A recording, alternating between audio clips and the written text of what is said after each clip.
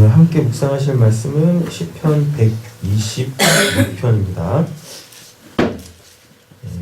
126편입니다. 126편도 성전 시직군에 포함이 되어져 있죠. 표제어의 성전에 올라가는 노래라고 되어 있으니까요. 126편은 또 어떠한 상황 속에서 불려졌는지, 이게 지금 성전에 올라가는 노래니까 이제 순례자의 노래겠죠. 그래서 왜 이 시가 성전에 올라가는 노래인가 살펴보도록 하겠습니다. 본 시편은 이제 크게는 두 부분으로 나뉘어요. 1절부터 3절까지 하나님께서 자신들을 어떻게 구원하셨는지에 대한 그 구원을 기억하고 이제 감사하는 내용이고요. 다음에 이제 4절부터 6절까지는 그 현재 처해 있는 상황 속에 지난 과거에 하나님께서 자신들을 구원하셨던 것처럼 지금도 동일하게 구원해 주세요. 우리의 역사 속에 하나님께서 일하여 주시옵소서라고 기도를 하고 있습니다. 그리고 이 본편은 본문에서도 이야기하는 것처럼 이제 그 바벨론 포로기 있지 않습니까? 바벨론 포로기를 끝내고 포로 귀환한 것에 대하여서 이제 그 감사하는 신거예요. 그리고 지금 다시 또 우리에게 이런 상황이 있으니까 하나님 우리에게 동일하게 은혜를 베풀어 주십시오라고 얘기를 하고 있습니다. 그 오늘 이 시편의 핵심은 어디에 있냐면 그 2절에 있습니다. 2절에 있는데 이게 지금 바벨론 포로로 돌아온 게 그 이스라엘에게만 하나님의 역사가 아니라 다른 민족들 있잖아요. 하나님을 믿지 않는 다른 민족들에게조차도 와, 이건 진짜 하나님이란 분이 하지 아니하시면, 그러니까 즉 이스라엘이 믿고 있는 그 신이 역사하지 아니하면 이게 가능할 수 없는 일이다 라는 거죠. 세계 어느 역사를 봐도 한번 이렇게 어떤 나라의 속국이 되어진 나라가 스스로 그 주권을 회복하는 경우는 없어요. 스스로. 그러니까 속국이었던 나라가 그냥 뭐 이제 됐는 것도 하고 그냥 풀어주지 않는 이상은 점령 국가겠죠. 점령 국가보다 더 강대한 어떠한 다른 나라가 그 나라를 쳐줘야 속국이었던 나라가 이렇게 벗어날 수 있거든요. 근데 이스라엘의 바벨론 포로는 뭐 그런 게 없어요. 그냥 놔줬어. 그냥 놔준 거예요. 그냥 놔준 것도 누군가 다리오 왕인가? 그 다리오 왕인가가 옛날 책을 읽다가 자기 이름이 있는 거예요. 그러면서 하나님이 너 그 이스라엘 백성들 포로 이제 그만하고 놔줘 라고 해가지고 놔준 거야. 말이 안 되잖아요. 말이 안 되는 거야. 그죠? 그러니까 이게 지금 우리나라로 이제 한번 이해를 해보자면, 우리가 일본에 한때 참 슬프게도 속국이었지 않습니까? 우리가 속국이 되고 싶었던 것도 아니고 힘이 없어서 일본에게 점령을 당했잖아요. 그리고서 포로 아닌 포로 집어겠어 그냥. 그렇게 우리말도 제대로 못 쓰고 이러고 있었잖아요. 그런데 갑자기 이 일본 뭐라 그래야 돼 그거? 천황이라고 해야 되나? 지왕. 그래서 얼어주면 천황입니까? 일본 지왕이 갑자기 역사책을 딱 읽는데 600년 전에 자기 이름이 딱 있고 몇 년 몇 월 며칠 날 그때 이제 조선이었겠죠. 조선을 이제 놔주고 그 이제 주권을 회복시켜줘라 라고 해가지고 아 신의 뜻이구나 하고서 그럼 놔준 거야. 다시는 독도는 자기네 땅이라고 하지 않고 그죠? 이거 말이 안 되는 거잖아요. 어느 세계 역사도 그런 게 없어요. 아니 뭐하러 힘들게 전쟁해가지고 속국을 삼았는데 뭐 자기가 믿는 신도 아니고 그 나라 민족이 믿는 신이 놔주라고 했다고 그걸 놔주는 게 이게 말이 됩니까 이게? 그렇잖아요. 우리나라도 그 한 평 땅 하나 더 살려고 그냥 평생의 수건으로 삼고 살고 있는 사람들이 어떤 나라가 그 땅덩어리를 놔주겠냐고요. 말이 안 된다고요. 근데 하나님께서 그렇게 하시니까 하나님 믿지 않는 이방 민족도 인정하는 거예요. 그렇습니다. 그럼 이걸 이제 고스란히 우리의 이 삶으로 적용을 한번 해보는 거예요. 아무리 생각을 해도 말이 안 돼. 말이 안 되는데 결국 그냥 하나님께서 그렇게 하시는 거를 나야 좋지. 그잖아요. 어차피 혜택은 나한테 올 거니까 나야 땡큐죠.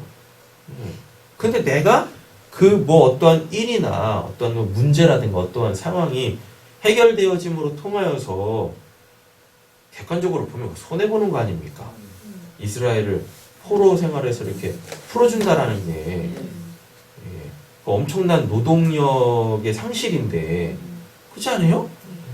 엄청난 손실인데 아니 그거를 인정하는 게 쉽겠냐고요. 하나님 믿지 않는 사람들 그런데 그렇게 된대요. 하나님이 일하시면. 그리고 이제 본문을 이제 보겠는데 1절에 보면 여호와께서 시온의 포로를 돌려보내실 때에 라고 돼 있잖아요. 포로를 돌려보낸다라는 요 말이 히브리 원문을 보면 어떠한 그 이제 뉘앙스냐면 운명이 바뀌었다라는 겁니다. 운명이 바뀌었다라는 거예요. 운명이. 우리는 이제 운명론자가 아니잖아요. 그러니까 하나님 믿지 않는 사람들이나 운명을 따지는 거지. 우리는 운명론자가 아니라 뭐예요?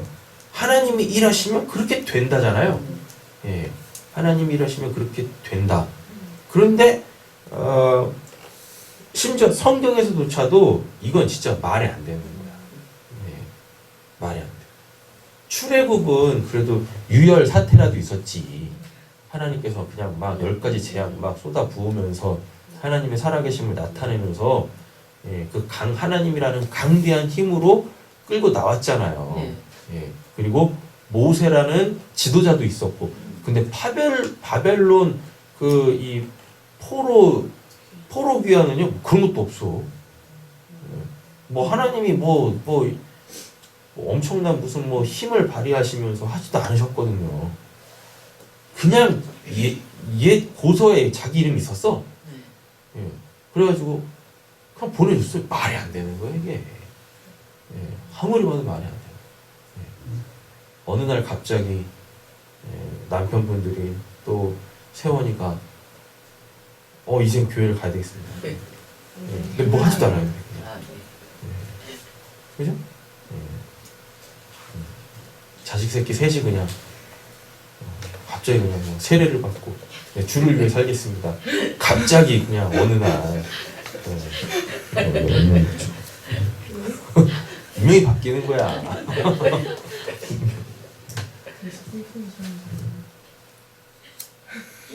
그러니까 이제 주변에 있는 하나님 믿지 않는 민족들이 딱 보면 진짜 그건 뭐예요? 운명이 바뀌었다. 그 신의 장난인 거지. 원래 그냥 하나님 계획해 놓으시고 70년 동안 그냥 바벨론에서 그냥 포로 생활 하다가 끝나면 뭐 이제 징계 기간이 끝났으니까 그냥 돌아오면 되는 건데 하나님 입장에서 보면 하나님을 믿는 하나님의 역사를 적어도 아는 그 신앙인이라면 성도였다면 그냥 하나님 믿지 않는 사람들은 이거 그냥 막 운명 자체가 바뀐 거예요. 운명 자체. 우리에게도 이런 일이 있을 줄로 믿습니다. 그때 또 아무 생각 없다가 하나님께서 그냥 갑자기 딱 하나님은 갑자기라는 게 아니라 이게 나한테는 이제 불현듯 갑자기 찾아오는 거 아니겠습니까? 그것도 내 운명이 바뀌었어요. 이따고 소리 하지 마시고 그러니까 미리미리 알아야 되는 거예요. 하나님이 계획해 놓으시고 반드시 이루어 가시는 거를 알아야 우리는 운명론에 빠지지 않을 수 있습니다. 소위 말하는 예정론이라는 것 때문에요. 그리고 하나님의 섭리와 경륜이라는 것 때문에 은근히 그리스도인들이요. 그 교리 때문에 이게 그 예정론이라는 거, 하나님의 섭리와 경륜이라는 거를 제대로 이해를 못하니까 그냥 말만 그렇게 쓰지 대부분 다 운명론이에요. 그리스도인들이요. 기독교가. 굉장히 위험한 거거든요. 사람을 자칫 굉장히 나태하게 만들 수 있습니다. 안일하게 만들 수 있고. 그래서 오늘의 신앙을 하지 못하게 하는 것이 이제 그 개념의 혼동인 거예요. 그래가지고 사람들한테 이렇게 얘기를 이렇게 정확하게 개념을 못 잡고 있으면은 대부분 그렇게 얘기한다니까. 뭐 결국 하나님의 뜻대로 될 거 아니에요. 대부분 이래요. 대부분. 그게 운명론인 거예요. 자기는 인정하지 않는데 잘 모를 뿐이야. 자기가 운명론이라는. 결국 하나님의 뜻대로 되는 게 아닙니다. 내가 뭐 아무것도 안 하고 있고 그냥 뭐 될 대로 되라 뭐 캐스라 세라 막 하고 있는데 하나님이 일하시지 않는다니까요. 그러면 진짜 그 뭐 야고보서 같은 말씀들은 없어야죠. 순종이란 말 이런 게 없어야죠. 맡은 자에게 요구하는 것은 충성이다. 이런 말이 성경에 기록되어 있으면 안 되는 거예요. 근데 그냥 다 뭐 언젠간 되겠죠. 하나님의 뜻대로 결국 되는 거 아니겠어요? 다 이래요. 안 됩니다. 그걸 빨리 알아야 돼요. 이게 운명론이구나. 운명론이구나. 하나님은 뭐 우리를 이렇게 무슨 우리를 향한 구원의 계획은 하나님이 있으세요. 구원의 계획은 있어요. 그걸 우리는 굳이 마스터 플랜이다, 무슨 청산이다 이런데 하나님한테 그렇게 필요 없어. 하나님한테 그렇게 필요 없고요. 하나님은 오늘의 나의 이 구원을 이루어 가시는 분이세요. 오늘. 그리고 어떠한 상황에서든지 간에 가장 정확하고 적합한 방법으로 오늘의 구원을 이루어 가시는 분이세요. 그러니까 우리도 거기에 뭐 해야 돼요? 소위 말하는 발맞춰 가야 돼요? 원사님 말씀하신 거요. 동참해야 되는 거예요. 결국 하나님이 하시겠지. 아무것도 안 하고 있으면은요, 안 이루어진다니까요. 안 이루어져요. 그래서 지혜로우셔야 됩니다. 지금 하나님께서 나에게 원하시는 것이 무엇인가? 불순종하는데 무슨 하나님이 구원을 베푸시겠어요? 그죠? 운명론으로 스스로 속으면서 신앙하는 사람들에게 하나님께서 결국 극단적 조치를 취하셔야 되는데 그게 뭐냐면 징계예요. 그럼 왜 맞으면서 신앙을 합니까? 그잖아요. 자, 1절 보겠습니다. 여호와께서 시온의 포로를 돌려보내실 때 우리는 뭐 같았대요? 그러니까 본인들도 이게 이해가 안 되는 거예요.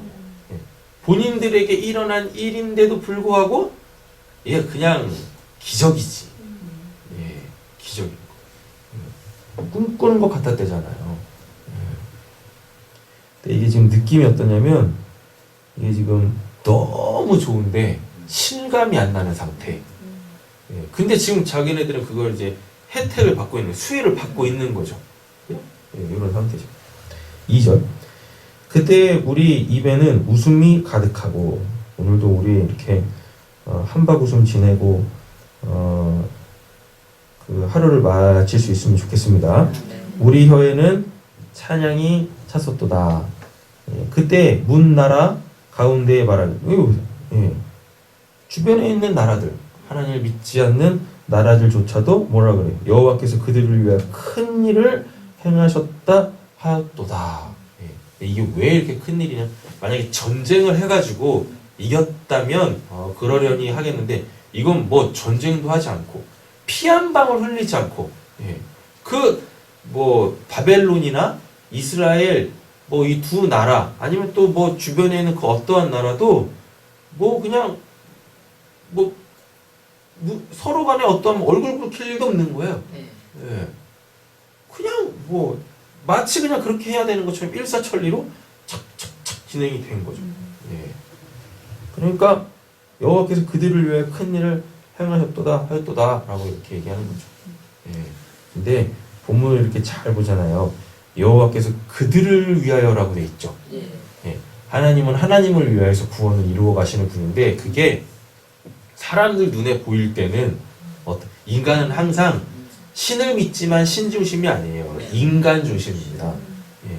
그러니까 원래는 어떻게 돼야 되는데 와, 진짜 하나님이 이런 분이신데 라고 해야 되는데 구원을 받은 그 사람들이 보이는 거예요.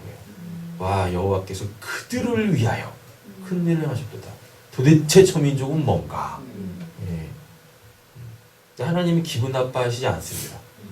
예. 왜냐하면 그들로 통하여서 이제 뭐 하시려고? 하나님은 계속 당신의 살아계심과 당신을 믿고 있는 그 백성들이 어떻게 승승장구해 나가는 걸로 통하여서 영광을 취하시는 분이시거든요. 예, 그러니까 사람들이 우리를 향하여서 야, 진짜 당신이 믿는 하나님 어떠한 분이시길래 당신한테 이런 일을 했습니까? 여기서 우리가 정신 바짝 차려야 되는 거예요. 예. 사람들은 그렇게 하나님보다는 오늘 그 수혜를 받은 내가 부러워서 그렇게 얘기를 한다고요. 근데 우리가 여기에서 착각을 해요. 예. 그 영광을 내가 취하려고 하는 거예요. 왜냐하면 지금 내가 뭐 하고 있으니까 그 수혜를 내가 누리고 있으니까 마치 내가 뭐가 된 거 있냐? 이렇게 으쓱 한다니까. 그때 조심하셔야 돼요. 그때 우리의 입에 뭐가 가득해야 돼요? 찬양이. 누구에 대한? 하나님에 대한. 그래서 나에게 집중되어지는 게 나에게 시선이 집중되어지는 게 아니라 하나님에게 시선을 돌리고 그것을 기회로 우리는 4절부터 6절까지는 1절부터 3절까지 역사하셨던 그 하나님께 다시 현 시점에 그 도움을 구하는 기도입니다. 여호와여 우리의 포로를 남방 시내들 같이 돌려 보내소서. 눈물을 흘리며 씨를 뿌리는 자는 기쁨으로 거두리로다. 이게 유명한 말씀이잖아요. 그죠? 6절 보니까 울며 씨를 뿌리러 나가는 자는 반드시 기쁨으로 그 곡식단을 가지고 돌아오리라 라고 이렇게 얘기를 하고 있습니다. 여기서 또 보면은 남방 시내들 같이 여호와의 우리의 포로를 남방 시내들 같이 돌려 보내소서라는 얘기가 뭐냐면요, 이게 이제 그 바짝 마른 땅에 이게 이 지역의 특징 때문에 지금 이런 표현들이 있는 거예요. 여기는 우기 건기거든요. 계절이 두 개밖에 없어요. 그리고 우기가 되잖아요. 그럼 비가 엄청나게 이렇게 집중해서 내립니다. 그러면은 없던 시내가 생겨요. 없던 강이 생겨. 그래가지고 아주 그냥 그 물살이 쏜살같이 가야 될 곳으로 쫙 가거든요. 그래서 지금 이 표현이 뭐냐면 하나님 당신의 구원을 신속하게 이루어 주시옵소서. 당신의 구원이 그렇게 신속하게 이루어졌듯이 지금도 우리를 그렇게 신속하게 도와주세요. 확실하게 도와주세요 라고 이렇게 얘기를 하고 있는 겁니다. 그 다음에 이제 5절부터 6절 돌아왔으니까 쉽게 말하면 이제 뭐 해야 돼요? 먹고 살아야 되잖아요. 근데 그 땅이 천수답이거든요. 그래가지고 뭐가 내리지 않으면 비가 내리지 않으면 이게 돌아와서 먹고 살 길이 없네요. 그래서 하나님 우리를 그렇게 구원하셨으니까 이제 돌아와서도 우리 바벨론 포로 생활이 있을 때는 그 이제 바벨론이라는 나라가 어쨌거나 이 민족을 먹여 살렸어요. 예, 그런 거거든요. 주권이 없으니까 뭐 노예 생활을 하던 뭐 종살이를 하던지 간에 예, 먹고 살 걱정이 오히려 없었다고요. 바벨론 포로 생활할 때는. 예, 그리고 그 땅 자체가 아주 그냥 이 비옥한 땅이었었기 때문에 그리고 힘도 셌었기 때문에 그냥 그 나라의 속국이면은 잘 먹고 살았어요. 근데 이제 주권을 회복한다라는 그 의미는 뭐냐면 이제부터 뭐 해야 돼요? 자기네의 힘으로 자기네 삶의 터전에서 땀 흘려 먹고 살아야 되거든요. 네. 그러니까 내용을 보니까 눈물을 흘리며 씨를 뿌린 자는 기쁨으로 거두리로다. 포로로 돌아오는 건 좋지만 포로 이후의 삶은 그렇게 녹록지 않다. 네, 그렇게 녹록지 않다. 그래서 포로 귀환 한 것만큼의 그러한 그 놀랄 만한 하나님의 은혜가 없으면 우리는 살 수 없다. 하나님 그러니까 도와주십시오. 요 내용이란 말이에요. 그래서 여러분들이 은혜를 많이 받으시면 그만큼 그 은혜로 살아가셔야 되는 삶의 터전을 그 맞을 준비가 되셔야 돼. 그냥 은혜만 받고 아유 좋아라 삶으로 돌아가면은 그 사단이 우는 사자같이 여러분들을 잡아잡수려고 기다리고 계신단 말이에요. 그래서 눈물 없이는 먹고 살 수가 없어. 그렇다니까요. 1절에서 3절까지는 참 좋았는데 갑자기 그냥 막 남편이 자녀들이 그냥 막 이제 나도 하나님 믿어봐야 되겠다 막 와서 좋았는데 그 이제 구원받고 이후에 그 새로운 삶으로의 진입은 쉽지 않거든요. 한 번도 그렇게 살아보지 않았기 때문에 그잖아요. 막 그냥 막 뭐라고 예화를 들냐면 딱 그죠? 막 남편들이 막 자녀들이 막 새벽 예배 막 나오겠다는 거예요. 그래서 막 난 좀 더 자고 싶은데 막 깨우고 지금이야 그들 때문에 그들 구원해 달라고 이렇게 막 새벽같이 일어나셔서 새벽 예배 오시는데 그들이 만약에 구원을 받았다 손 쳐보세요. 새벽 예배 나오시겠어? 나오셔야지.